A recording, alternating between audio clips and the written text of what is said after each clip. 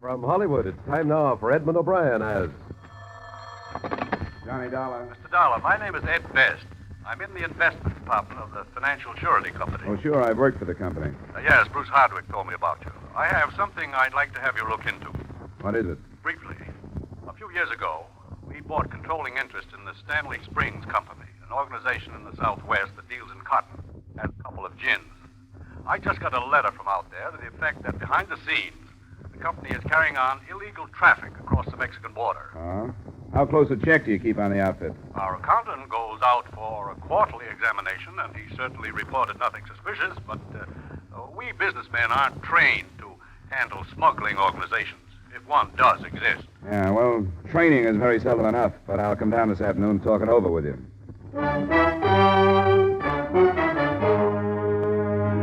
Edmond O'Brien in another adventure of the man with the action-packed expense account, America's fabulous freelance insurance investigator. Yours truly, Johnny Dollar. And as his special guest this evening... Yours truly, Olga San Juan.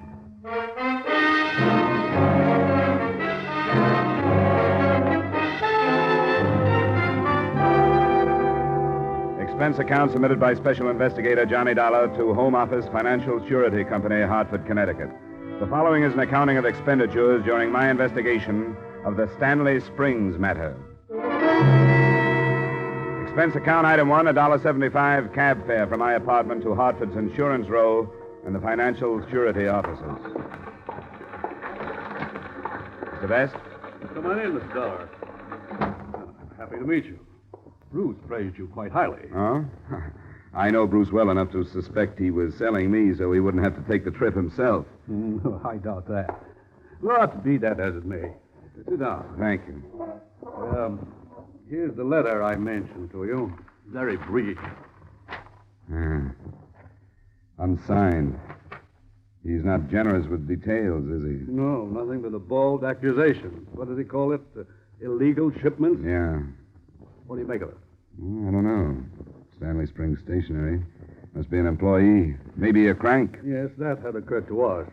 You have no reason to think that what he says is true, is that right? Good Lord, no. We'd had the faintest suspicions. We would have investigated them. Don't you think it'd be a good idea to turn the matter over to the federal people? After discussing it, we decided that it wouldn't be a good idea. At this time, there's not enough. Perhaps there's nothing behind the letter. We decided to carry out our own investigation first. And then, if there's basis, we'll turn to the federal agency. That was about it from the Hartford end. My only instruction was to keep secret, if possible, my identity and the investigation. Expense account item 2, $135 transportation, first by air, then by train, then by bus to Stanley Springs.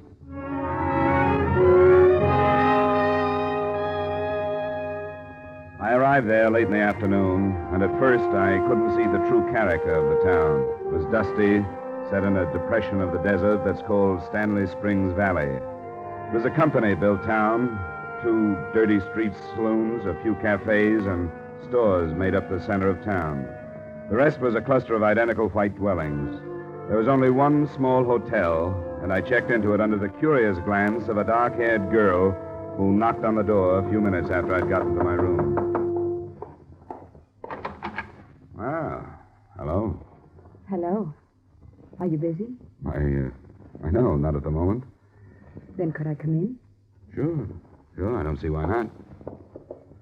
I'm not quite ready to receive visitors. I don't have anything to offer you but a cigarette. I don't want anything. I only wanted to talk to you. My name is Anne, and I live here in the hotel. We don't see many strangers here in Stanley Springs. Well, I'm that all right. Sit down. Why are you here? Taking a look at a lot of organizations like the Stanley Springs Company. I'm going to write an article for a textiles magazine. You are from the East? Yeah, New York. You? I lived in Denver before I came here. And I have been in Fort Worth and Tucson and Phoenix. Why do you want to write about the company? Well, I'm being paid to by a lot of men who own controlling interest in a lot of companies, and they're too fat and wealthy to come out themselves to find out how they earn their money. You don't like these men. I can take them or leave them alone. What do you do? I work in one of the clubs. Clubs? Isn't that a pretty fancy name for them? I know. They don't look like much in the daytime. But at night, you'll see. Mm-hmm. Does the company own these clubs? I think they sold them. That was before I came here. I take it I can drop my money on a craft table if I want to. Oh, yes, there are games in all of them. Oh, but you aren't interested in that. And I'm talking too much. Do you want me to go? No, of course not. I'm glad you came. Then so am I. It's good to have someone new to talk to.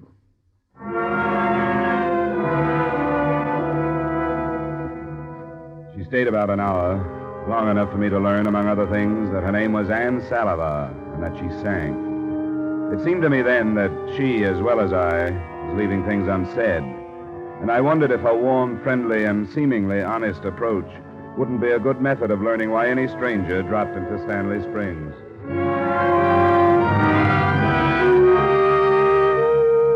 I didn't do anything that first evening and night but recover from my long 15 hours of travel. The next morning, I started out on the only lead I had, the unsigned 2-sentence note on company stationery. There were 3 men in the Stanley Springs office when I got there. One of them was Norman Stager, manager. Wow, that's interesting, Mr. Dollar. What sections have you been through in your survey? I came up through the southeastern states, then through Oklahoma, Texas, Arizona, California, now here. Quite an extensive trip. They seem to think it's worth it. You will find us about the same as the rest of the ginning concerns, except the ones that handle American upland cotton. They use saw gins. We use roller gins. You'll find nothing new here. I won't bother you, Mr. Stager. I'd like to talk to your personnel, go through your warehouses. Could I meet the men here in the office? Yes, you can meet them, but I'd rather you didn't talk to them until after we close tonight. We've got a lot of work this week. Oh, sure, anything you say. Come on. Oh, Phillips. Yes? Meet Mr. Dollar. Came out from the east to look over our plant. How do you do?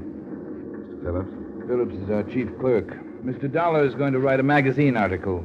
Oh, I see. I want you to help him with any information he wants, Phillips, but not until after hours. All right.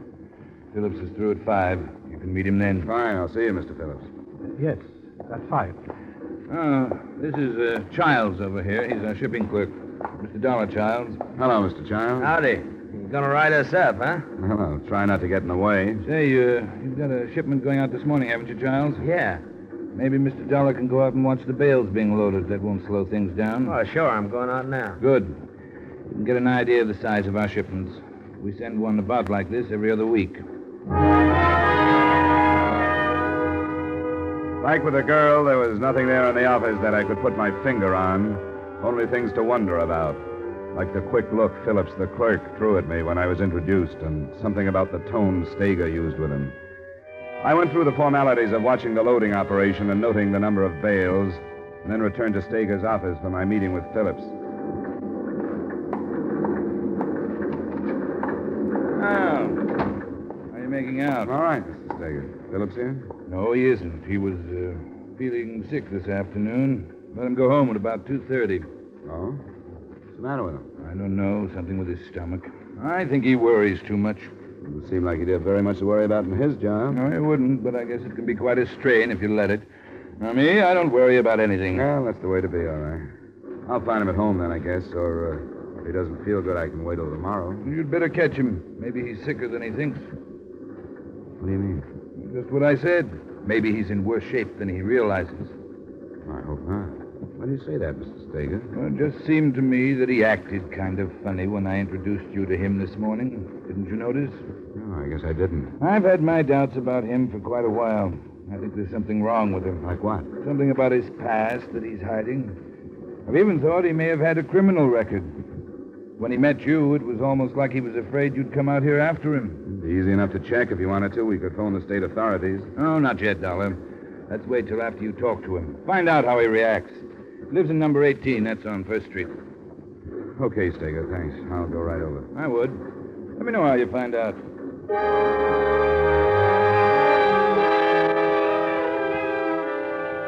I was almost positive then who'd written the note, and that there was something behind it.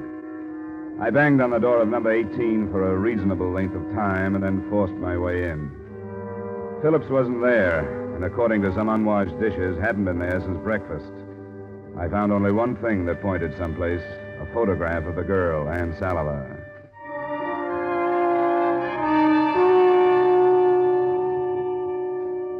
I didn't find her at the hotel when I got back, so at 8 that night I walked into the club where she worked. She was singing as I entered.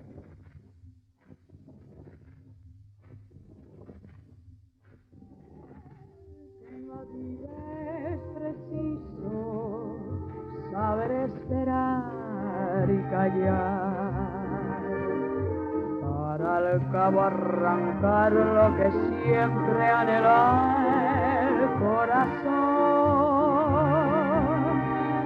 No te importe saber que mi boca besar una boca otra vez, pues no hay huellas que existen, recuerdos que no borres tú. Tu cariño me ha traído un algo, no sé qué, que no deja que mis ojos miren más que hacia ti.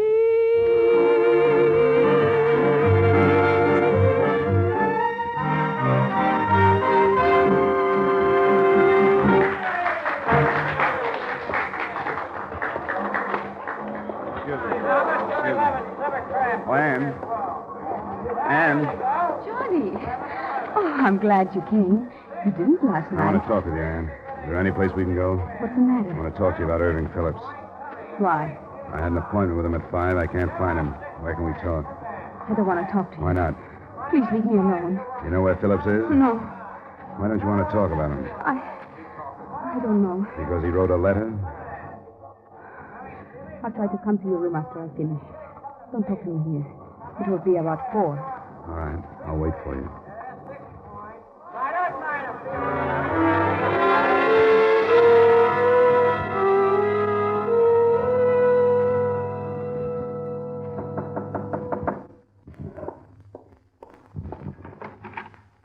You did come. I wondered if you would. Who are you? I think both of us would have been better off if there hadn't been any deception. You came to my room yesterday because you were expecting somebody to show up from the east. Isn't that right? Who are you really, Johnny? Well, who did Phillips write the letter to? You were sent here by the owners of the company? Yes, that's right. The letter got there then. We didn't know if it had been mailed. It got there. They were following Irving, and he was sure they saw him give the letter to the man. They asked him about it, and he told them he hadn't. He gave it to somebody else because he couldn't mail it himself? They were following him. And this stuff about traffic across the border is true, huh? Yes. Why did Phillips write the letter? He wanted to leave Stanley Springs, but they wouldn't let him. Because he knew about the smuggling. Yes. He didn't have anything to do with it, and he didn't try to find out about it. But he learned about it, and they knew it. So they couldn't let him leave. Yeah. How much do you know about it, Ann? It's narcotics. A cotton grower right in the border brings it up.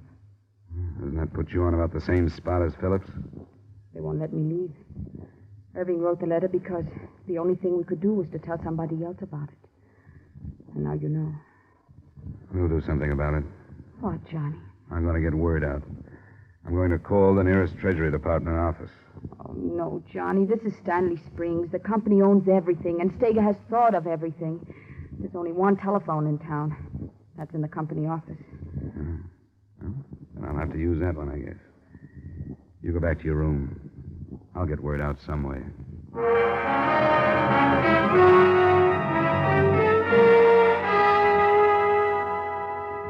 was pretty obvious that I wasn't going to get word out. It was 4:30 in the morning when I left the hotel, but 2 men were waiting for me in the street. Hey, Charlie. Huh? Oh, it's you, Childs. You up early or late? I could ask the same thing of you. You get a lot of information from Phillips for that article you're writing? I think you know more about Phillips than I do. Well, The way he acted when he met you, I thought he was afraid of you. I wondered if you'd seen him. What are you driving at, Childs? I didn't see him. I went to his house. He wasn't there. He wasn't? Well, that's funny. I saw him go in about 8:30 and 9 last night. Maybe I ought to try again. Yeah, I guess so. You know, you can't start too early in Stanley Springs. Thanks for the tip. I'll go right over.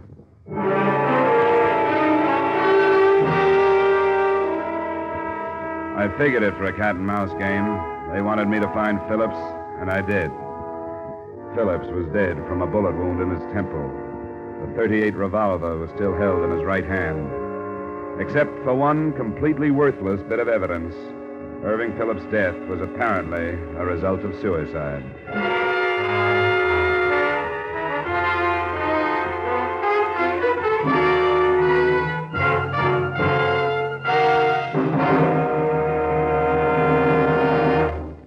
We will return you to the second act of yours truly, Johnny Dollar, in just a moment. There have been some changes made, and it's faster, it's funnier, it's got new life and a brand new punch because Jan Murray's taken over. What show is this? Why, CBS's Saturday night musical quiz, Sing It Again. That hour of melody, mirth, and money that's heard on most of these same CBS stations. Yes, Jan Murray is your new host. Alan Dale, Judy Lynn, the Riddlers, and Ray Block are your music makers. And there are still loads and loads of cash for identifying the phantom voice. Be sure to hear the new Sing It Again, starring Jan Murray, tonight on CBS. Now, with our star Edmond O'Brien, we return you to the second act of yours truly, Johnny Dollar.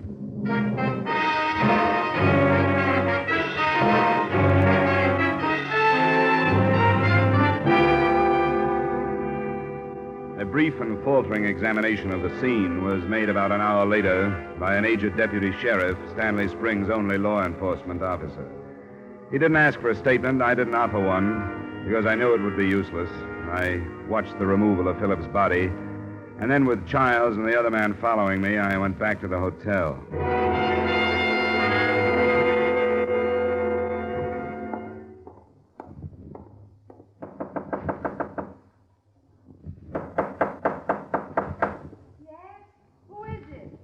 Johnny, I have to see you. Oh, I was asleep. I didn't think I could sleep. I don't know what he meant to you, but I don't have time to pull any punches. Phillips is dead. I thought he would be. Because they didn't want him to talk to me. Here's the key to my room. I want you to get out of this one. Stay in mine. Don't answer if anybody knocks. Don't say anything. All right, Johnny. What about you? I'll be all right. I'll get back to you as fast as I can.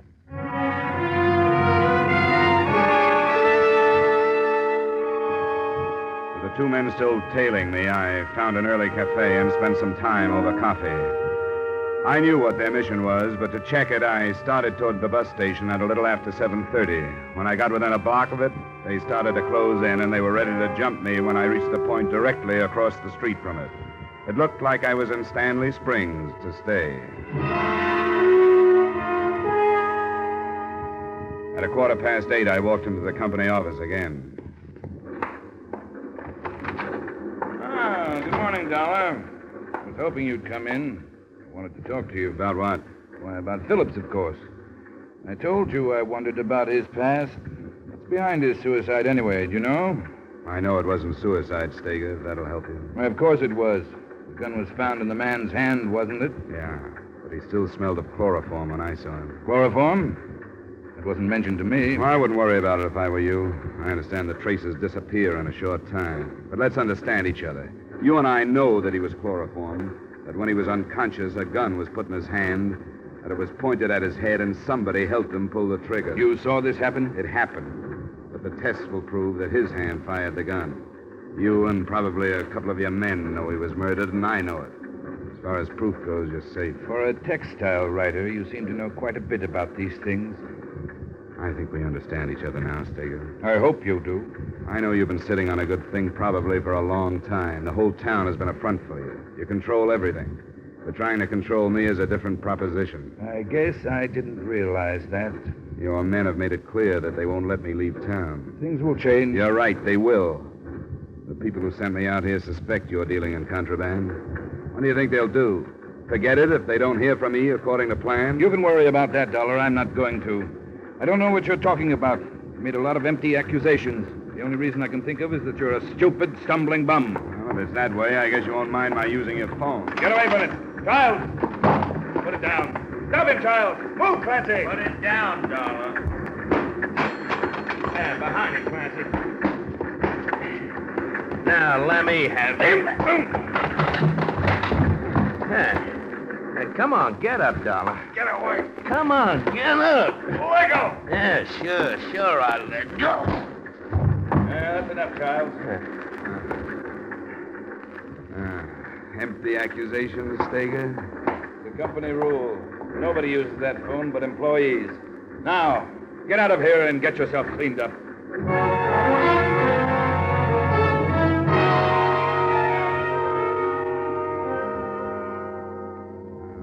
the conceit of the man that's worst of all, Anne. He's been toying with me ever since I got here, leading me around, showing me the murder he committed because he knows he'll get away with it. Oh, please sit down, Johnny, so I can put something on your face. I know what he's doing, and I can't stop him. I think this will hurt. Is it very bad? Sorry. He's going to hold me here until he gets rid of the narcotics evidence. Then there won't be a thing I can prove against him. Oh, wait, Johnny. Your forehead. Ooh. Oh, I'm sorry. Does it hurt? Yeah, that one does. There's only this one more. There. You aren't very pretty now, Johnny. Come here. Yes. How can you be so calm about this? Aren't you afraid of them? I've been afraid of a lot of things. What things? I don't want to talk about them, Johnny. I've made my life the way it is. I didn't have to come to Stanley Springs. Okay, we'll leave it at that. Why do you want to know about me? It's been less than 24 hours, but it seems like I've known you for a long time. I know. I guess meeting like this in trouble does that sort of thing to people. I have heard that life goes very fast when there is danger. Oh, you haven't slept, and you should. Do you want me to go? No. I don't want you to go, not for a while. All right, Johnny. I've been trying to think what this day would have been without you. If I've helped you, I'm glad. Only a few times in my life when I've been driven to the point where I could kill a man. I reached it today when Steger and his men kicked me out of that office. I think if you hadn't been here, I would have gone back to it. Oh, I think it would be better if you forgot all about that. Forgot it? I'm afraid that's a luxury that's not allowed me. I'm not paid to forget. Even for a little while? I'll only stay for a little while. You haven't slept and you should. But tell me about yourself. Where you live. I've wondered so many things about you.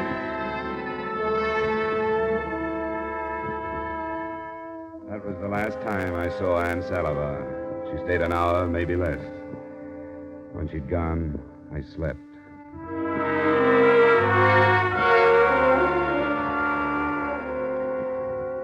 There hadn't been any secrets left between Norman Steger and me after our last meeting. I told him what I knew, and he told me how he felt. Because of that, I thought Anne Salivar was no longer in danger as a giver of information. That's why I let her leave. But after I'd rested, I went to her room, and she wasn't there. The desk clerk told me that she left with 2 men, and his description came close enough to fitting Childs and the other man who'd been following me. This time, when I started for the Stanley Springs office, I was carrying an automatic.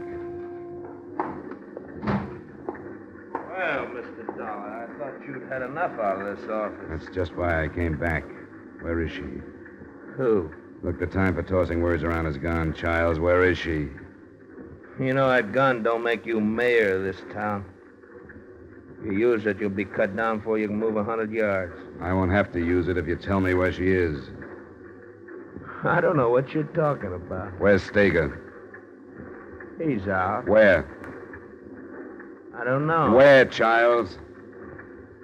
I don't know. You took her out of the hotel. The clerk told me that. Where'd you take her? What did you do with her? I don't know what you're talking about. Understand this, Childs. I'll kill you if I have to. Now, where is she? I don't know. Where is Steger? He's out in the warehouse. Which one? Number 3. Take me out there. No, I won't. No, wait a minute. Now, take me out there. Take me out there or I'll kill you. I mean that. All right, I'll take you out there.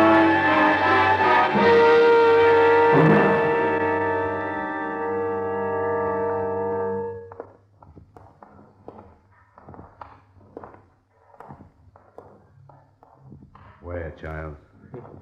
He said he was coming here. Don't play with me. Don't tell me anything but the truth. I'm not. He said he was coming here. Steger! That you, child? Yeah, What do you want? it's Dollar. Where is he? I'm here, Steger.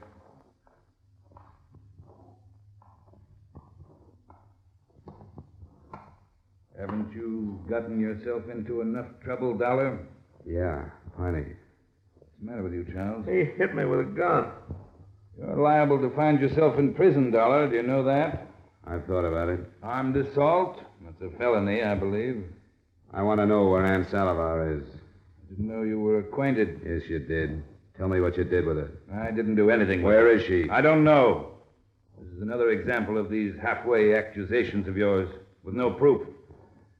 If you can't find her, it's quite possible that she left town. You wouldn't let her do that. You don't know what you're talking about, and I've heard enough. I think you've lost your mind. Steger, don't. Don't leave. I'll kill you if I have to. No, you won't, Dollar. Because you don't have proof of anything. Well...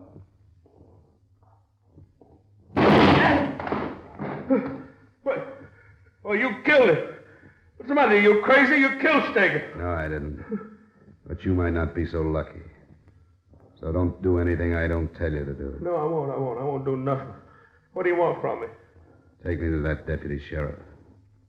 I want to be arrested.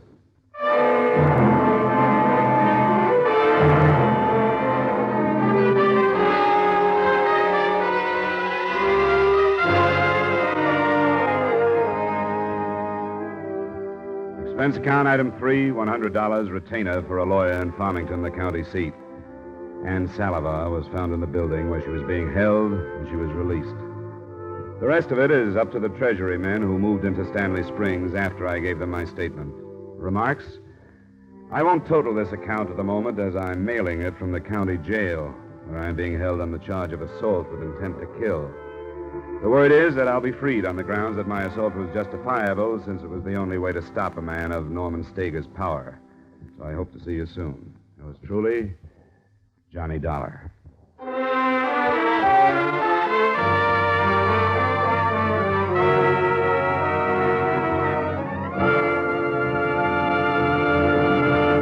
Yours truly, Johnny Dollar, stars Edmond O'Brien in the title role and is written by Gil Dowd with music by Wilbur Hatch. Edmond O'Brien's special guest this evening was Olga San Juan. Featured in tonight's cast were Ray Hartman, Bill Conrad, and Herb Butterfield. Yours truly, Johnny Dollar, is produced and directed by Jaime Del Valle.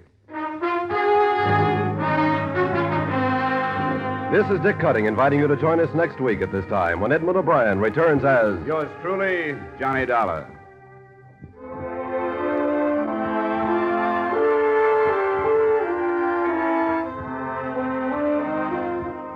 Since the fighting began in Korea, prices have been mounting throughout the country. The cost of living today is at an all-time high, and under pressure will rise still higher. We can protect ourselves, our families, and our country against dangerous inflation if each of us will resolve to pay no more than fair prices, to watch for repeated price rises, to buy only what we need, and to refrain from hoarding at the expense of our neighbors and our country. Fight inflation by following those simple rules. Stay tuned now for Von Monroe's Caravan, which follows immediately over most of these same CBS stations.